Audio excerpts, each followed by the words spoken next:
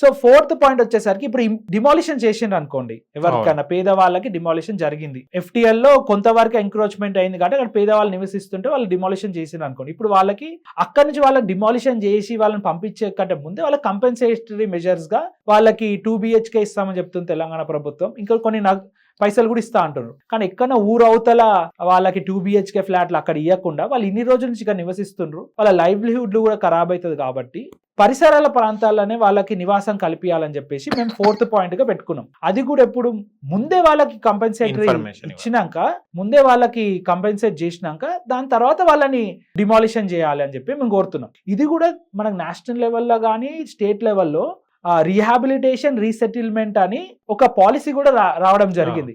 ఇట్లాంటి ల్యాండ్ ఎప్పుడైతే గవర్నమెంట్ తీసుకుంటుందో మన ప్రజల దగ్గర నుంచి ఎక్కడ నుంచన్నా తీసుకునేటప్పుడు వాళ్ళకి రీహాబిలిటేట్ రీసెటిల్మెంట్ చేయాలని చెప్పేసి నేషనల్ లెవెల్ ఉంది, స్టేట్ లెవెల్ ఉంది.